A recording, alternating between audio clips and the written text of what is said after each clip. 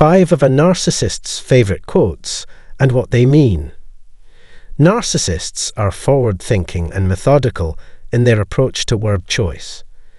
In terms of the emotional impact words can have, they all act and speak in remarkably predictable ways, and their destructive potential is rather uniform.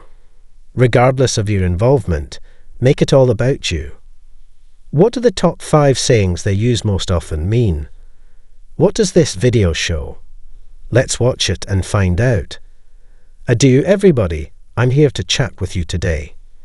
Here are 5 of a narcissist's favorite sayings and the lessons to be learned from them. Make sure you don't miss any of my uploads by subscribing to my channel and turning on the bell notification. Recent content added to my channel. You never allow me time to take in everything I'm seeing. When a narcissist says this, they want you to know that what you have to say is 100% valid, but they don't want you to say it. However, those logical counter-arguments would expose the holes in my manipulative techniques, thus costing me my authority. On the other hand, I need to keep my power over you strong so that we always have enough food and other supplies. The best tactic is to keep your mouth shut at all times. And now I'm making it all about us. I'm seeding the notion that once we're in reality, you won't give me a chance to speak. Throughout our whole interaction, I have done all of the talking, and all I've ever wanted in return is silence. Second, please be specific in describing your needs. This phrase is incredibly lethal in its subtlety because of the underlying assumption that I am handling everything for you. A time when gratitude has set in. Narcissists never show gratitude for others or show kindness to them without being asked. So what else could I possibly do for them? That's not what they're up to, and they're aware of it.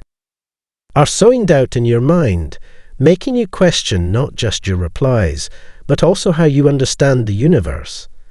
The true meaning of this speech, as interpreted by a narcissist, is something like, I know that I have done nothing for you, but I have to portray. You may decide to put in more effort to maintain a happy relationship because you fear being perceived as self-centered and ungrateful. Now that you know this, you can appreciate just how dangerous it is. This inquiry must be resolved, and the table turned before we go on to the following question.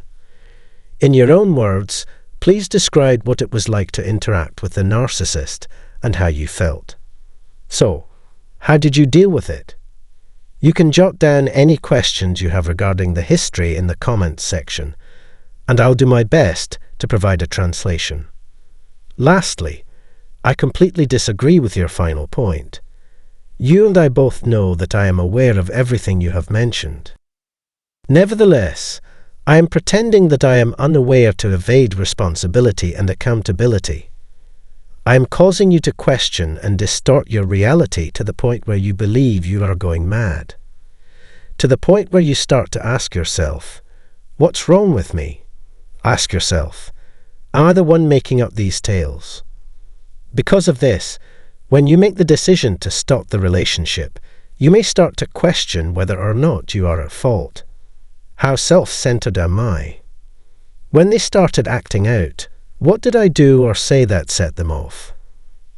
And the sad reason for this is, when you're together, they exploit you and gaslight you in unpleasant ways. From this, the possibility of cognitive resonance emerges. The fourth reason is that you think your idea is original.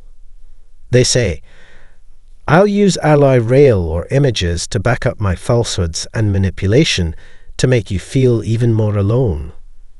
At this very moment, I am engaging in invisible triangulation with you. To strengthen my case, I'm imagining fictional people who could, if necessary, exist in the real world. Your perspective is crucial to the discussion. Seeing that I value your feelings may be difficult due to my lack of hair. Considers you, your identity, and your life as a whole. This is an elaborate ruse meant to get you invested in the subject at hand. Now you're questioning the very foundations of what you once knew to be true. I intend to break your willpower by planting seeds of doubt in your mind about your value and the truth of your convictions, till you feel like your entire being has been drained. I get that the reason seems horrible, but that is what motivates the behavior. That is the ultimate goal of these measures.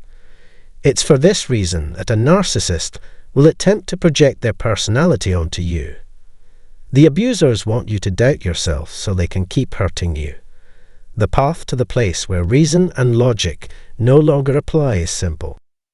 The texture becomes more refined and takes on the necessary fluidity. One of a narcissist's favorite lines is 5. Why can't you just forget about it and move on? All right, that's plenty of complaining. Since then, a whole month had passed. You have to disregard a narcissist's nasty behavior if you want to get along with them.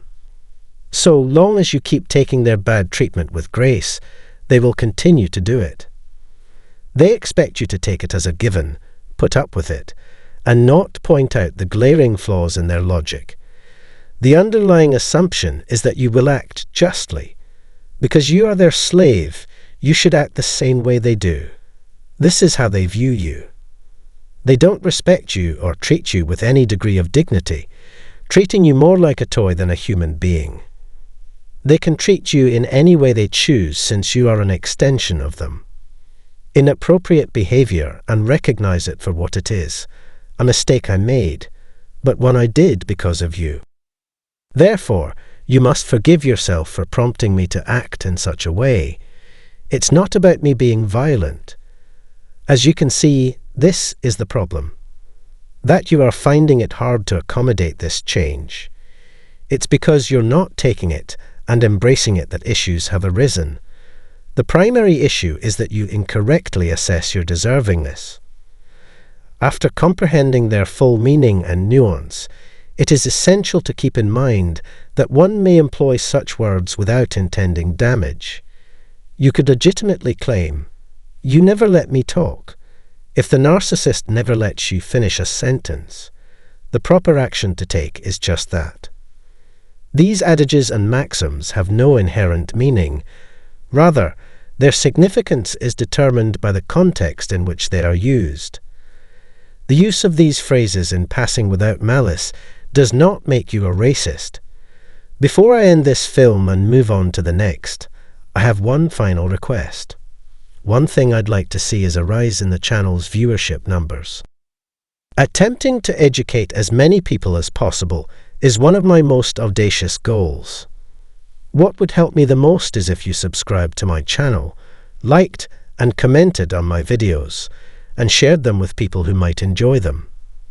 I appreciate it in advance if you help other survivors with their healing. I'm hoping that by explaining some of the background and context of their comments today, I've helped you better understand what they've been saying. I'll see you in a new video or podcast with more material and more insight if you're listening on a podcasting platform. All of your focus during this lecture is sincerely appreciated.